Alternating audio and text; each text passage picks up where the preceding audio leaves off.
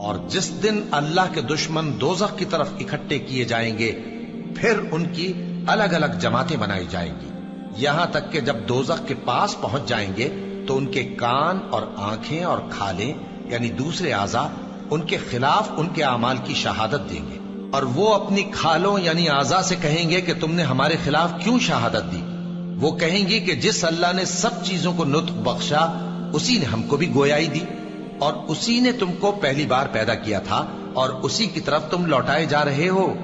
اللہ ہی تو ہے جس نے تم کو پیدا کیا، پھر اس نے تم کو رزق دیا، پھر وہ تمہیں موت دے گا، پھر زندہ کرے گا۔ بھلا تمہارے بنائے ہوئے شریکوں میں بھی کوئی ایسا ہے جو ان کاموں میں سے کچھ کر سکے؟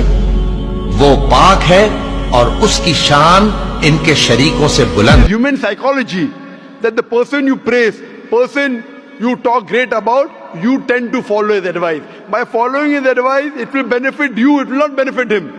He is already the great. روزوں کا مہینہ رمضان کا مہینہ ہے جس میں قرآن اول نازل ہوا جو لوگوں کا رہنما ہے اور جس میں ہدایت کی کھلی نشانیاں ہیں اور جو حق و باطل کو الگ الگ کرنے والا ہے۔ تو جو کوئی تم میں سے اس مہینے میں موجود ہو چاہیے کہ پورے مہینے کے روزے رکھے، اور جو بیمار ہو یا سفر میں ہو تو دوسرے دنوں میں روزے رکھ کر ان کا شمار پورا کر لے۔ اللہ تمہارے حق میں آسانی چاہتا ہے اور سختی نہیں چاہتا، اور یہ آسانی کا حکم اس لیے دیا گیا ہے کہ تم روزوں کا شمار پورا کر لو، اور اس احسان کے بدلے کہ اللہ نے تم کو ہدایت بخشی ہے تم اس کو بزرگی سے یاد کرو اور اس کا شکر کرو۔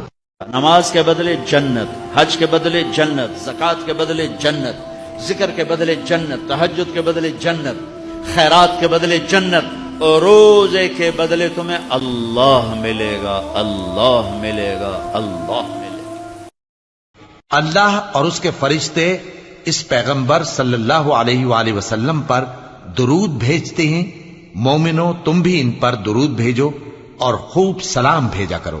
اللہ وہ معبود برحق ہے کہ اس کے سوا کوئی عبادت کے لائق نہیں، زندہ ہے، سب کو تھامنے والا، اسے نہ اونگ آتی ہے نہ نیند، جو کچھ آسمانوں میں اور جو کچھ زمین میں ہے سب اسی کا ہے۔ کون ہے کہ اس کی اجازت کے بغیر اس سے کسی کی سفارش کر سکے؟